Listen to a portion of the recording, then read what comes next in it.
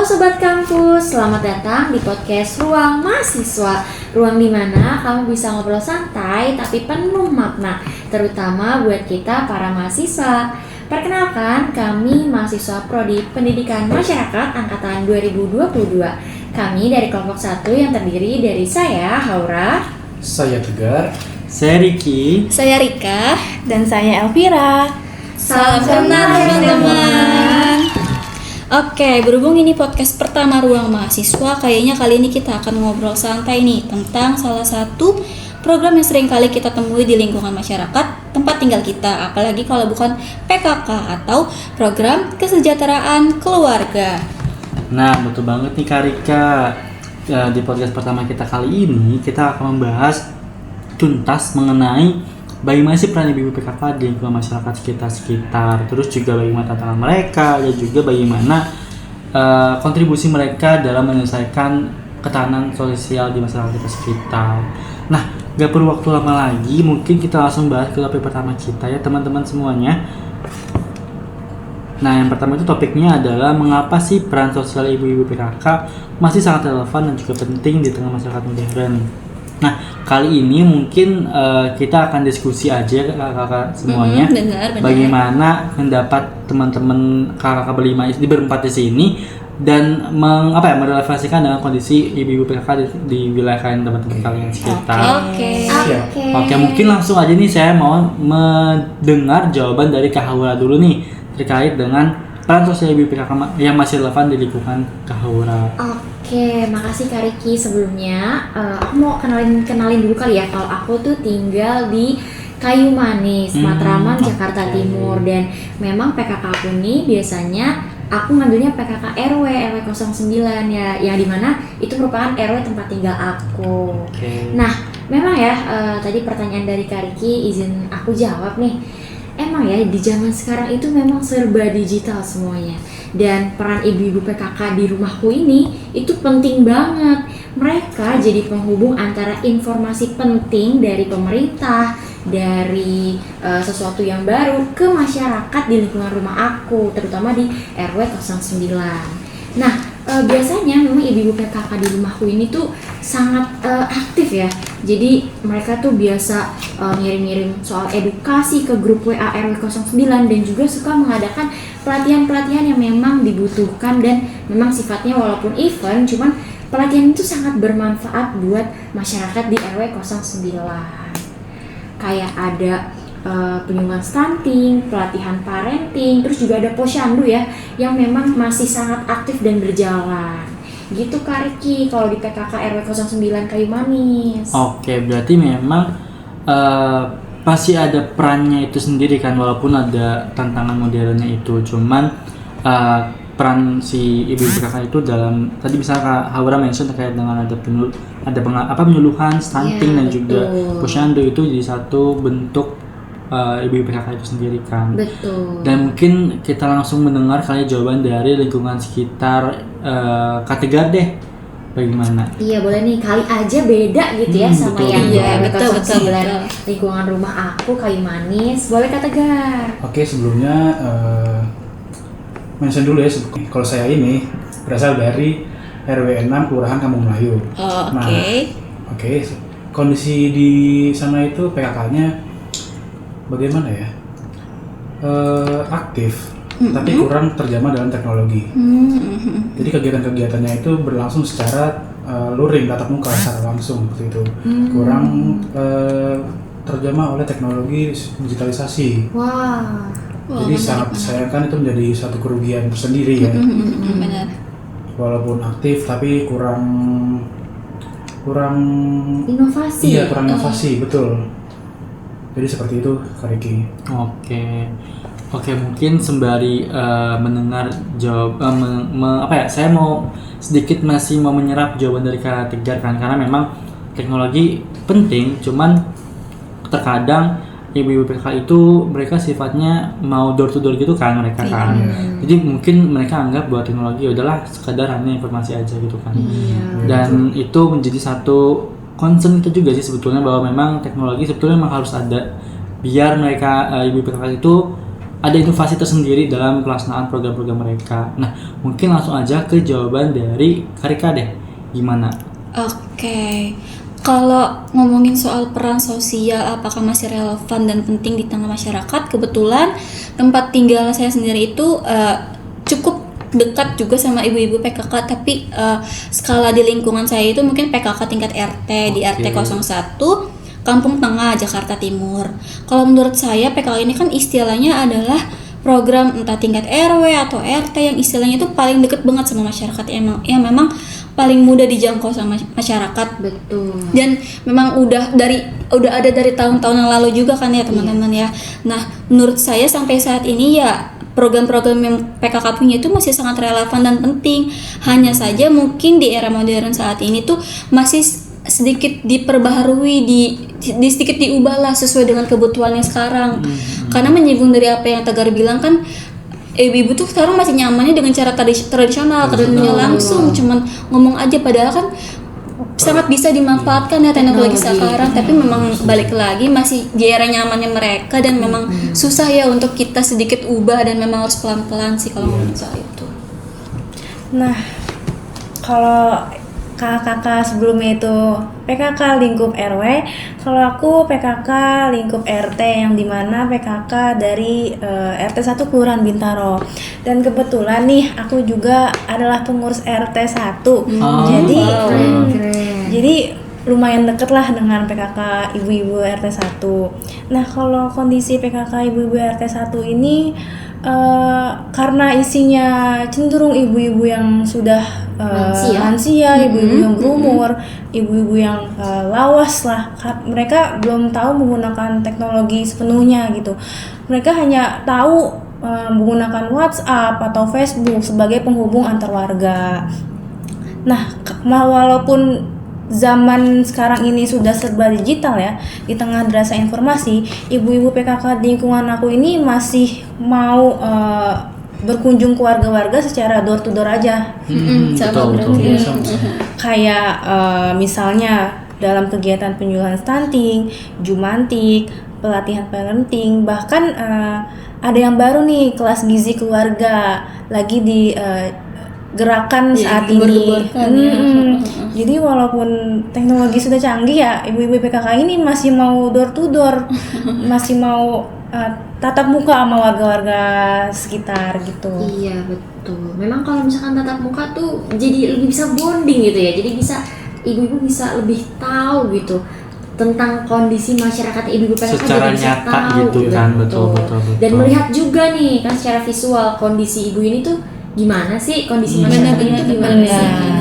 Ini memang jawabannya konkret sih, bahwa memang peran sosial ibu-ibu masih sangat relevan walaupun memang ada kondisi zaman modern itu sendiri. Dan mereka memang walaupun memang tadi kata Tegar perlu ada inovasi, itu betul sekali kan. Karena mungkin kalau di wilayah aku sendiri ya, aku sedikit mention dengan kakak sekalian, kadang sih mereka gak ada sama sekali kayak informasi yang inovasi bentuknya kayak poster gitu. Dan sebetulnya cara door to door itu baik dan juga inovatif dan juga solutif, tetapi memang terkadang hanya tradisional gitu aja, dan gak sama sekali memberikan ada ketertarikan itu sendiri dari setiap masyarakat sekitar itu sendiri. Jadi memang sangat perlu ada pembaharuan atau bahkan ada penyesuaian dengan kebutuhan zaman sekarang, yang sebetulnya ibu-ibu PKK pun tidak bisa berdiri dengan sendiri kan. Jadi memang perlu ada kolaborasi di sana. Oke, mungkin langsung aja kita ke topik kedua nih kakak sekalian. Ini pertanyaannya adalah, apa bentuk nyata kontribusi PKK dalam menciptakan soliditas sosial di lingkungan sekitar? Dari tadi saya mendengar jawaban pertama dari Kak Haura, mungkin saya mau mendengar jawaban dari Karika deh terkait dengan topik kedua itu sendiri. Oke, ngomongin soal bentuk nyata kontribusi PKK dalam menciptakan solidaritas, mungkin kalau dari lingkungan tempat tinggal saya itu bentuk nyata yang mungkin masih relevan dan yang mungkin masih saya tahu, yang pertama itu mungkin program-program seperti Posyandu, kan ini ngomongin soal kesehatan, Oh iya, betul. entah itu anak-anak ataupun lansia, kan ngomongin soal kesehatan. Terus juga kita ada program Jumantik, kebetulan itu tuh ngomongin soal antisipasi masyarakat agar terhindar dari penyakit-penyakit seperti DBD dan yang lainnya. Lalu juga biasanya bentuk-bentuk yang menciptakan solidaritas itu seperti kayak kerja bakti setiap minggu. Terus juga kita ada yang namanya ronda, itu tuh secara tidak langsung kan mengumpulkan masyarakat, yang mengumpulkan warga itu tuh secara tidak langsung ya menciptakan solidaritas antar sesama masyarakat. Kalau dari tempat tinggal saya gitu sih Kak. Betul. Mungkin Aku mau izin nambahin ya, bener banget tadi Kak Ika udah nyebutin 3 poin ya, ada Posyandu, Jumantik, sama kerja bakti. Sama nih di aku juga ada itu, dan cuman aku tambahin sedikit ya. Boleh. Dari yang kontribusi PKK ibu-ibu di RW 09 rumahku.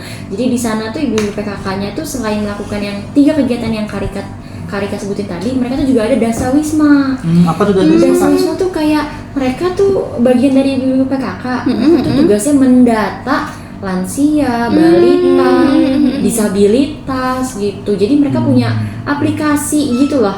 Intinya mereka harus ngedata masyarakat dan masukin data masyarakat itu ke aplikasi. Pokoknya yang berkaitan dengan angka-angka gitu deh Kak. Berarti dari situ ibu-ibu Dasawisma bisa belajar tentang teknologi ya. Nah, bisa menggunakan teknologi, dan kebetulan di kalangan ibu-ibu PKK rumahku Dasawismanya udah ngerti dikit cara gunain Excel nih Kak. Wow, keren. Jelas itu pengalaman sendiri ya. Iya, itu menjawab pertanyaan pertama juga kali tadi ya, dan ternyata di wilayahnya Kak Aura itu ibu PKK-nya udah menyesuaikan dengan zaman modern. Iya. Itu sangat keren sekali sih. Keren. Karena kondisi atau kayak klasifikasi umur ibu PKK aku tuh nggak terlalu tua banget. Jadi oke. ada yang lansia, ada yang masih ibu-ibu 30-40 tahunan gitu. Jadi memang beragam umurnya. Oke, berarti ada perbedaan di situ ya. Oke. Iya. Dan kembali lagi ke topik kedua, berarti memang solidaritas sosial itu hadir ketika ada kegiatan-kegiatan yang dibuat PKK tadi kan. Misal ada tadi kerja bakti, juga ada Posyandu, Jumantik, dan Dasawisma. Itu jadi memang suatu dasar membentuk adanya solidaritas sosial. Ketika memang ibu PKK mengajak seluruh masyarakat untuk terlibat aktif, disitulah ada terciptanya hubungan di antara masyarakat sekitar, terus juga mereka ada rasa kepemilikan bersama, dan at the end of the day mereka punya membangun rasa oh ini tetangga kita, oh ini kita memang punya kesamaan visi yang sama, jadi mereka jadi lebih aware ya Kak. Betul. Jadi ya mereka satu kesatuan yang utuh gitu. Jadi di bonding masyarakat. ya Kak. Betul banget. Betul. Oke, mungkin menarik sih. udah terjawab nih topik kedua. Kita langsung aja ke topik ketiga, karena ini saya rasa topik ketiga ini satu hal yang sangat krusial juga, dan saya percaya dan teman-teman juga pasti udah pernah bertemu dengan ibu PKK. Nah, apa sih tantangan utama yang dihadapi oleh ibu PKK dalam memperkuat ketahanan sosial di masyarakat, dan bagaimana mereka menghadapinya? Itu topiknya sangat penting ya, dan kita sebagai pembelajar, sebagai pendidik masyarakat perlu ada concern di sana gitu kan, yang membantu ibu PKK untuk bisa aware terhadap tantangan tersebut. Nah, mungkin jawabannya saya ingin dengar dari Kak Elvira dulu deh. Oke, dari tantangan ini sesuai nih sama kegiatan yang udah ada gitu ya? ada yang atau yang mau dilaksanakan nih. Kebetulan dari PKK RT 1 Bintaro ini kita mau ngadain jalan-jalan atau tur RT. Seru banget ya. Nah, tur RT ini dikit lagi nih. Tapi dari kegiatan tersebut, ibu-ibu PKK-nya itu mengalami tantangan nih teman-teman, karena sulit untuk menjalin hubungan dengan anak-anak muda di RT 1. Anak-anak muda RT 1 ini cenderung pasif ya teman-teman, pasif banget. Jadi ibu-ibu PKK butuh anak muda yang mempunyai kreativitas yang tinggi ya teman-teman, untuk inovasi juga untuk membuat alur kegiatan jalan-jalan nanti seperti rundown dan lain-lain, agar kegiatannya itu lebih heboh dan lebih gak boring dan mempererat bonding juga. Keren. Apalagi ibu-ibu PKK ini punya kesibukan masing-masing juga ya, jadi sulit untuk membuat rundown kegiatan sana. Nah, dari tantangan tersebut ibu-ibu PKK ini mulai beradaptasi nih, misalnya mulai aktif di grup WhatsApp warga atau grup WhatsApp anak-anak muda RT 1 yang bikin kegiatan kolaboratif dengan remaja, atau ibu-ibu PKK itu juga lagi berusaha menghubungkan dengan anak-anak Karang Taruna RW 11 gitu, teman-teman. Kalau dari PKK RT 1 kayak gitu. Oke, sangat setuju sih saya pribadi ya. Memang saya di balik lagi tadi kan kayak perlu ada kolaborasi di sana, terutama kolaborasi lintas generasi. Dan gak sebetulnya ibu PKK itu bisa berdiri sendiri, dan mereka memang perlu ada bantuan, yaitu dari generasi muda sebagai generasi yang punya kreativitas tinggi. Iya, Oke, mungkin saya ingin dengar jawaban dari Kak Tegar, gimana kondisi real di wilayah Kak Tegar. Oke, tantangan utama yang terasa ya di PKK lingkungan saya itu sama seperti Kak Alvira tadi, adanya kurangnya partisipasi dari generasi muda. Nah, di mana setiap kegiatan ataupun program-program dari PKK itu sendiri sangat terlihat bahwa tidak ada atau kurangnya generasi muda yang dilibatkan di dalam kegiatan tersebut. Seperti tadi posyandu atau penyuluhan stunting, dan juga penyebaran bubur tim. Ya. Di lingkungan saya itu ada program juga bagi-bagi bubur tim untuk balita. Jadi dilihat dari situ bahwa generasi muda ini perlu untuk dilibatkan supaya mereka itu bisa juga belajar dan juga berkolaborasi dengan ibu PKK sehingga program-program ini juga terus berlanjut gitu kan, berkelanjutan. Nah, tantangan berikutnya ini juga tidak kalah penting, yaitu ibu PKK itu mendapat stigma yang kurang baik, yaitu sebagai ibu-ibu komplek biasa gitu, yang suka ngumpul, suka ngerumpi gitu-gitu. Jadi ya ini perlu dibenahi sih. Iya. Perlu diubah ya mungkin stigmanya supaya iya. nggak salah persepsi gitu ya. Oke. Setuju banget, bener-bener juga sih. Karena memang terkadang di wilayah saya juga sama sih, kayak ibu PKK tuh kayak ibu elit tersendiri gitu kan. Mereka punya kuasa, mereka punya peran tanggung jawab. Berarti mereka yang apa ya? Tadi mereka yang ibu-ibu kumpul aja gitu kan. Padahal peran mereka tuh sangat penting banget gitu untuk dapat menjembatani program-program dari baik kelurahan maupun dari RW untuk turun ke masyarakat sekitar. Jadi memang perlu ada pembenahan di sana. Dan terkait dalam keterlibatan pemuda, setuju banget juga sih, memang sangat amat kurang ada keterlibatan pemuda di sana. Cuman saya sendiri pernah lihat ada anak-anak seusia kita, anak-anak mahasiswa gitu kan di wilayah saya itu, mereka ada kegiatan dibantu oleh PKK, dan saya rasa dan juga saya harap kegiatan-kegiatan dari mahasiswa itu perlu ada keberlanjutan di sana. Dan saya juga harap kita juga nih nanti kita bisa turun ke ibu PKK sekitar wilayah kita kan, untuk dapat membantu mereka untuk memberikan penyuluhan tentang stunting dan sebagainya. Jadi kita bisa juga membantu memberdayakan gitu ya. Betul. Ilmu yang kita dapatkan di perkuliahan mungkin ataupun di organisasi, kita juga bisa membuat pelatihan berkontribusi membuat pelatihan kepada masyarakat, ibu-ibu PKK dan juga masyarakat lingkungan rumah kita. Karena sesuai sama prodi kita nih, apa teman? Pendidikan masyarakat. Kita masih dituntut sebagai agent of change. Oh, betul sekali Kak Haura. Oke. Sangat amat apa ya? Jadi saya sendiri nih kakak punya ada pembukaan pengetahuan saya sendiri di sini. Jadi sangat seru banget pembahasan kita. Sama. Jadi untuk menutup pertanyaan topik terakhir ini, sifatnya hanya reflektif ya kakak. Saya ingin mendengar pendapat kakak sekalian terkait dengan apa sih pembelajaran juga inspirasi yang bisa kita ambil dari semangat ibu PKK dalam membangun ketahanan sosial masyarakat. Karena saya rasa teman-teman pendengar juga nih di luar sana ingin banget mendengar pendapat kakak sekalian sebagai agent of change tadi kan. Jadi mungkin saya mulai dari Kak Rika deh, pendapatnya seperti apa? Wah, pertanyaan penutup yang cukup menarik banget untuk kita semua tentang apa sih pembelajaran dan inspirasi yang bisa kita ambil. Kalau dari saya sendiri ya balik lagi, mungkin yang bisa saya ambil adalah tentang semangat ibu-ibu PKK-nya nih teman-teman. Dari semangat ibu PKK-nya, mereka ini menurut saya cukup menginspirasi, karena dari mereka ini kita belajar tentang kekuatan dari kerja kolektif, kerjasama, terus juga kepedulian akan lingkungan sosial, karena kan cukup jarang ya yang sedikit menyinggung soal itu. Lalu juga yang cukup menginspirasi bagi saya adalah meskipun sebagian dari ibu-ibu PKK ini kan ibu rumah tangga dan mereka tuh punya kesibukan masing-masing, tapi mereka itu masih meluangkan waktu untuk berkontribusi bagi lingkungan masyarakat. Lalu satu hal yang paling menginspirasi juga adalah soal konsistensi mereka.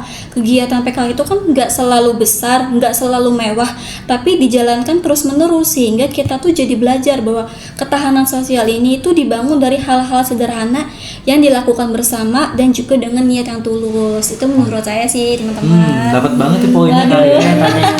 Betul. Hal-hal sederhana tapi tulus dan dikerjakan dengan konsisten dan ikhlas. Tuh. Ya, jadi intinya ibu-ibu PKK ini memiliki ketangguhan dalam menjaga solidaritas antar warga ya teman-teman ya. Betul. Di balik kesederhanaan mereka punya daya tahan sosial yang luar biasa ya teman-teman, dan itu jadi inspirasi buat kita nih generasi sekarang agar tidak apatis terhadap lingkungan. Betul. Iya, kalau aku sedikit nambahin ya, jadi tuh mereka tuh ibu-ibu PKK ini tuh sangat memberikan kita dedikasi ya. Misalnya mereka tuh menjadikan kita contoh nyata bahwa mereka tuh bisa memimpin berbasis pengabdian gitu ya.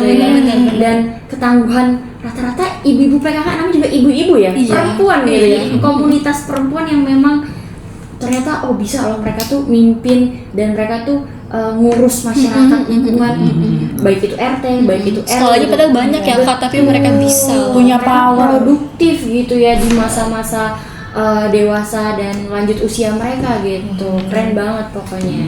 Mereka tuh cukup bagus dalam membangun ketahanan sosial di lingkungan tempat tinggal kita gitu ya, baik RT maupun RW. Oke, gimana tuh Kak? Setuju juga nih dari penyampaian kakak semua. Bagaimana ibu PKK ini sangat membantu dalam ketahanan sosial di masyarakat ya. Di tengah stigma yang kurang baik mengenai ibu PKK, lalu mereka juga mampu bertahan gitu untuk untuk menguatkan solidaritas mereka gitu dengan mengerjakan program-program kegiatan-kegiatan yang mana itu memang harus ada berkolaborasi yang dengan lintas generasi ya. Dan ini juga ketahanan sosial itu dibangun dari komunitas kecil yang saling peduli, yang artinya ibu kakak itu juga saling peduli satu sama lain, saling peduli kepada masyarakat dan juga mereka sangat menginspirasi. Biar tidak ada gap ya antara PKK dan meskipun mereka sabar juga konsisten, tapi kan tetap aja mereka tuh butuh kolaborasi antar lintas generasi. Itu juga butuh kolaborasi dari berbagai pihak supaya balik lagi program yang mereka jalankan itu sesuai sama kebutuhan dan juga disukai sama banyak masyarakat. Setuju banget. Banyak banget ya inspirasi yang bisa kita ambil dari semangat ibu-ibu PKK dalam membangun ketahanan sosial di masyarakat lingkungan kita tinggal. Iya betul sih, betul. Betul, setuju. Oke, topik terakhir sangat amat membuka cakrawala kita yang terkait dengan memang inspirasi dari ibu PKK itu sangat besar dan juga beragam, terutama dalam ketahanan sosial.